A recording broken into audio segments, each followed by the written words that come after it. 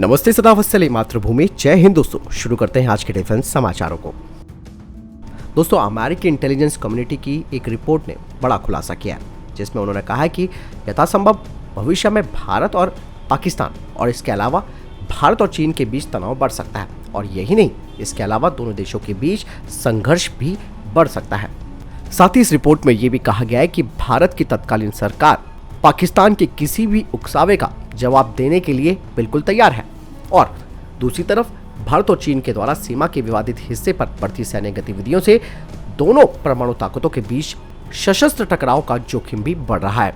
दोस्तों, हम पाकिस्तान को तो आसानी से निपटा सकते हैं, लेकिन यहाँ पर जो चीन को लेकर बात कही गई है वो थोड़ी सी टेंशन देने वाली है, क्योंकि भारत और चीन दोनों के बीच सशस्त्र टकराव की जो बात कही जा रही है, इसमें कोई दो राय नहीं है कि जिस तरीके से चाइना हरकतें कर रहा है, ऐसे में दोनों देशों की तरफ से हथियारों से युद्ध हो सकता है। दोस्तों, यहाँ पर साफ हो गया है कि जो टू फ्रंट वार की जो सिचुएशन बनी हुई है वो आगे हो सकती है, और भारत का पाकिस्तान और चाइना दोनों के साथ सशस्त्र टकराव होगा।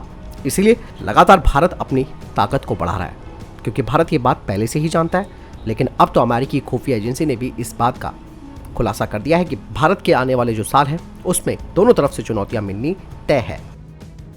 दोस्तों, अगली अपडेट भी एलएसी से आ रही है। दरअसल चीन के राष्ट्रपति ने कहा कि उन्हें रक्षा के क्षेत्र में सुधार की जरूरत है। यही नहीं, उन्होंने कहा कि उन्हें तकनीकी, सप्लाई चेन और अंतर्राष्ट्रीय उपकरण भंडार के क्षेत्र में मजबूती की जरूरत है, ताकि सेना मजबूत हो और युद्ध को जीत सके। यानी कि साफ तौर पर चाइना की इंटेंशन आप देख लीजिए, युद्ध को जीत सके, और ये स्टेटमेंट शी जिनपिंग की तरफ से आया है। ऐसे में चाइना का साफ तौर पर जो निशाना है, पहला तो वो है ताइवान और दूसरा है भारत, क्योंकि एक बार फिर से शी जिनपिंग चीन की बागडोर संभालने जा रहे हैं, और साथ ही वो चीनी सेना के सुप्रीम कमांडर भी हैं। और इस तरीके का बयान आना दुनिया भर में युद्ध की आशंका और अस्थिरता की ओर इशारा कर रहा है। एक बात और मैं आपको बता दूं कि दुनिया भर में जिस तरीके का दबाव चाइना के ऊपर पड़ा हुआ है, इसे देखते हुए चीन का ये प्लान है कि वो रक्षा के क्षेत्र में आत्मनिर्भर बने और खुद ज्यादा से ज्यादा हथियारों का उत्पादन करे। और हाल ही में चाइना ने अपना डिफेंस बजट भी बढ़ाया है, जिसमें कि उसने रिसर्च एंड डेवलपमेंट क्षेत्र में भारी इन्वेस्टमेंट करने की बात कही है। बढ़ते नेक्स्ट अपडेट की तरफ। दोस्तों, भारतीय नौसेना की योजना है कि वो एक सुपर एयरक्राफ्ट कैरियर को तैयार करे, जिसका डिस्प्लेसमेंट यानी कि विस्थापन 65,000 टन का होना चाहिए। और भारतीय नौसेना ने इसकी अनुमानित लागत का भी खुलासा किया है, जो कि करीबन $5 बिलियन का होगा। लेकिन इस सुपर एयरक्राफ्ट कैरियर में कई लेटेस्ट फीचर्स होंगे, जैसे कि लेटेस्ट जनरेशन इलेक्ट्रोमैग्नेटिक कैटapults और एडवांस अरेस्टिंग गियर्स, जिनकी अकेली कीमत $1 बिलियन के आसपास हो जाती है। यही नहीं, इस तरीके के सुपर एयरक्राफ्ट कैरियर से भारतीय नौसेना हेल क्लास की UAVs, unmanned combat aerial vehicles और TEDBF 5th generation minus aircraft को भी संचालित कर सकती है। दरअसल ये जो सुपर एयरक्राफ्ट कैरियर है वो आईएनएस विक्रमादित्य की जगह लेगा 2028 से, जब ये रिटायर हो जाएगा।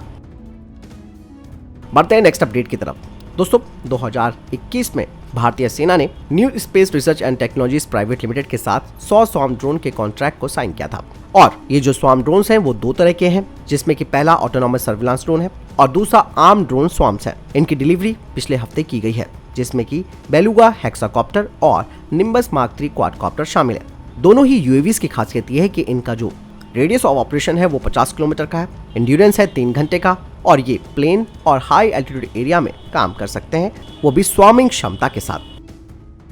बढ़ते हैं नेक्स्ट अपडेट की तरफ। दोस्तों, बोइंग अब अपने F-18 की जो प्रोडक्शन लाइन है उसे 2025 के बाद बंद कर देगा। ऐसे में बोइंग ने भारत को एक बड़ा ऑफर दिया है, जिसके तहत भारत में इसकी प्रोडक्शन लाइन को शिफ्ट किया जा सकता है, अगर भारतीय नौसेना 57 यानी कि 57 एयरक्राफ्ट का ऑर्डर देती है, जो कि multi role carrier borne fighter tender के तहत होगा। हालांकि भारतीय नौसेना ने अपनी इस आवश्यकता को केवल 26 यूनिट तक कर रखा है, ताकि भारत अपने आने वाले जो स्वदेशी टेडबीएफ प्रोग्राम है उसे समर्थन दे सके, जिसका उत्पादन 2032 से शुरू हो जाएगा।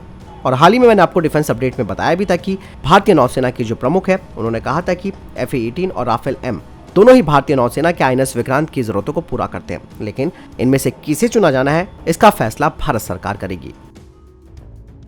बढ़ते हैं नेक्स्ट अपडेट की तरफ, जो कि एमआरएफए टेंडर को लेकर आ रही है। दोस्तों, सैप के अधिकारियों ने कहा कि इंडियन एयरफोर्स ने एमआरएफए टेंडर के तहत इस बात को मैंडेटरी कर रखा है कि एमआरएफए प्रोग्राम का जो कंटेंडर होगा, जो इसमें शामिल होंगे, उनकी 75 यानी कि 75% अवेलेबिलिटी रेट होना चाहिए। वहीं सैप ग्रुप ने कहा कि ग्रिपेन ई का 90% अवेलेबिलिटी रेट है, वो भी 114 फाइटर जेट्स के साथ। साथ ही उन्होंने कहा कि जो ग्रिपेन ई है वो उसी क्लास का है, यानी कि उसी वर्ग का है जिस क्लास का तेजस मार्क 2 होगा, और दोनों में ही एक जैसे F414 इंजन लगे होंगे। ग्रिपेन ई में mature air to air missile लगी होगी, जो कि पहले से ही इंडियन एयरफोर्स के 36 राफेल फाइटर जेट्स में लगी हुई है। और यही नहीं, ग्रिपेन ई में भारतीय एयर टू एयर मिसाइल जैसे कि अस्त्रा मार्क 1 और अस्त्रा मार्क 2 को भी लगाया जा सकता है। बढ़ते हैं अगली अपडेट की तरफ। दोस्तों, भारतीय सेना अब पूरी तरीके से तैयार है 163 यानी कि 163 हाई एल्टीट्यूड लॉजिस्टिक ड्रोन्स को खरीदने के लिए, जिन्हें की फास्ट ट्रैक प्रक्रिया और बाय इंडियन कैटेगरी के तहत खरीदा जाएगा। और इनमें 60% स्वदेशी सामग्री होगी, और इसमें colour day video camera, monochromatic night thermal sensors, containers for store, spare batteries की 3 सेट्स होंगे, और इनकी पेलोड कैपेसिटी यानी कि क्षमता 10 किलोग्राम की होगी, और इनमें fully autonomous mode, manual mode, return to home mode भी होगा। बढ़ते हैं नेक्स्ट अपडेट की तरफ। दोस्तों, भारतीय सेना के द्वारा हाल ही में कमांड भूमिकाओं के लिए महिला अधिकारियों को मंजूरी देने के बाद इलेक्ट्रॉनिक्स और मैकेनिकल इंजीनियर कॉर्प्स की कर्नल गीता राणा चीन के साथ पूर्वी लद्दाख क्षेत्र में एक स्वतंत्र फील्ड वर्कशॉप की कमान संभालने वाली पहली महिला अधिकारी बन गई है। इस बारे में फायर एंड फ्यूरी कॉर्प्स ने अपने आधिकारिक ट्विटर हैंडल से जानकारी दी है। यही नहीं दोस्तों, इसके अलावा सेना ने मित्र देशों के साथ संयुक्त अभ्यास और शांति मिशनों में महिला सैनिकों की तैनाती भी शुरू कर दी है। इसके अलावा दोस्तों, सेना प्रमुख जनरल मनोज पांडे महिला अधिकारियों और सैनिकों को हर संभव अवसर देने के पक्ष में है, और आर्टिलरी रेजिमेंट में उनके प्रवेश को भी जल्द ही मंजूरी मिलने की उम्मीद है। बढ़ते नेक्स्ट अपडेट की तरफ। दोस्तों, पाकिस्तान जो कि पहले से ही कटोरा लेकर दुनियादारी में भीख मांग रहा है, अब वो पोलैंड के रास्ते यूक्रेन को मैन पैड्स भेजेगा। हालांकि ये पहली बार नहीं है, इससे पहले पाकिस्तान यूनाइटेड किंगडम के माध्यम से यूक्रेन को तोपखाने की गोली की आपूर्ति भी कर चुका है, और अब वो अपने अंसा mark 2 man portable air defense system को यूक्रेन को देगा। अंसा मार्क 2 की रेंज 5 किलोमीटर है, और ये चीनी QW1 मैन पैड्स पर आधारित है। अंसा मार्क 2 मिसाइल प्रोपोर्शनल नेविगेशन और and phased lead based technique का इस्तेमाल करती है। अंसा मिसाइल की अधिकतम गति 600 मीटर प्रति सेकंड है, और इसके वॉर हेड का वजन करीबन 550 ग्राम है। और यही नहीं दोस्तों, पाकिस्तान ने अब तक 126 कंटेनर्स को भी सप्लाई किया है पाकिस्तानी ऑर्डिनेंस फैक्ट्री से यूक्रेन को, और इसके लिए बाकायदा पैसा यूनाइटेड किंगडम या फिर जर्मनी के द्वारा पाकिस्तान को दिया गया था। बढ़ते नेक्स्ट अपडेट की तरफ। दोस्तों, कुछ रिपोर्ट सामने आई है जिसमें कहा जा रहा है कि संयुक्त राज्य अमेरिका की वायु सेना 200 next generation air dominance stealth combat jets पर अपना ध्यान केंद्रित कर रही है, और भविष्य में इन्हें शामिल करने की योजना बना रही है, और 2035 से इन्हें शामिल किया जाएगा, और ये 5वीं पीढ़ी के F-22 फाइटर जेट्स की जगह लेंगे। दोस्तों, मैं आपको बता दूं कि NGAD प्लेटफॉर्म 6 जनरेशन का स्टेल्थी क्रूड कॉम्बैट जेट होगा, जो कि अभी तैयार हो रहा है, और इसे कोलैबोरेटिव कॉम्बैट एयरक्राफ्ट यानी कि CCA से जोड़ा जाएगा, जो चालक दल के विमान के प्रदर्शन में नाटकीय रूप से सुधार करेगा, और ये पायलट का जोखिम भी कम करेगा। और हर NGAD में 2 CCA होंगे, जो कि फादर विंगमैन के रूप में कार्य करेंगे, और चालक दल के प्लेटफॉर्म पर सेंसर, इलेक्ट्रॉनिक वॉरफेयर और हथियारों के विस्तार के रूप में ऑटोनॉमस प्रोग्रामिंग के साथ अपने मिशन को सफलतापूर्वक पूरा करने में चालक दल की सहायता करेंगे। दोस्तों, यूनाइटेड स्टेट एयरफोर्स के NGAD की जो जरूरतें हैं उनको देखते हुए इस बात की ओर संकेत जा रहा है कि ये सस्ते नहीं होंगे। अगली अपडेट दोस्तों ऑस्ट्रेलिया को लेकर आ रही है। दरअसल ऑस्ट्रेलिया के लिए चीन लगातार चुनौती बन रहा है। ऐसे में ऑस्ट्रेलिया ऑकस ट्रीटी यानी कि ऑकस संधि के तहत अमेरिका से साल 2030 तक 5 अमेरिकी वर्जीनिया कैटेगरी की न्यूक्लियर पनडुब्बी खरीदने वाला है। वहीं इस ऑकस संधि के तहत आने वाले सालों में कम से कम एक अमेरिकी पनडुब्बी ऑस्ट्रेलिया को मिलेगी। इसकी सप्लाई कई स्टेजेस में होगी, और 2030 के आखिर में बाकी की पनडुब्बियों की भी सप्लाई कर दी जाएगी। रिपोर्ट में कहा गया है कि ब्रिटिश डिजाइन और अमेरिकी तकनीक के साथ वर्जीनिया कैटेगरी की न्यूक्लियर पनडुब्बियों को तैयार किया जा रहा है, और कहा यह जा रहा है कि 13 मार्च को अमेरिकी राष्ट्रपति जो बाइडेन को सैन डिएगो में ऑस्ट्रेलिया और ब्रिटेन के नेताओं की जब वो मेजबानी करेंगे, तो इस दौरान वो ऑस्ट्रेलिया को न्यूक्लियर पनडुब्बियों और दूसरे उच्च तकनीक हथियारों के नियमों के लिए आगे का रास्ता तय करेंगे। कहा यह जा रहा है कि अमेरिका 2027 तक ऑस्ट्रेलिया में कुछ पनडुब्बियों को तैनात कर देगा। इसके बाद 2030 की शुरुआत में ऑस्ट्रेलिया 3 वर्जीनिया श्रेणियों की पनडुब्बियों को खरीदेगा। ऑस्ट्रेलिया के लिए ऑकस संधि सबसे बड़ी रक्षा परियोजना होने वाली है। दोस्तों, ये वर्जीनिया कैटेगरी की न्यूक्लियर पनडुब्बियां ट्रेडिशनल पनडुब्बियों के मुकाबले अधिक समय तक पानी के भीतर रह सकती हैं, और उनका पता लगाना कठिन होता है।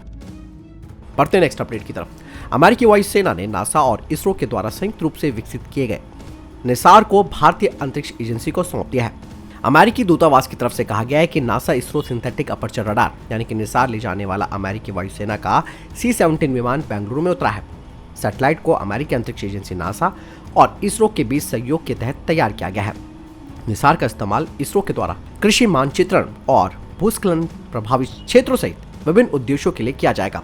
इसको 2024 में आंध्र प्रदेश के सतीश धवन अंतरिक्ष केंद्र से निकट ध्रुवीय कक्षा में लॉन्च किया जाएगा। तो फिलहाल दोस्तों ये थे अभी तक के टॉप डिफेंस और स्पेस अपडेट्स। वीडियो के संबंध में कोई प्रश्न जवाब है, आपका कोई सवाल है, कमेंट सेक्शन में लिखकर जरूर पूछ सकते हैं। मिलता हूं नई जानकारी के साथ, चैनल जरूर सब्सक्राइब कीजिएगा। जय हिंद, वंदे मातरम।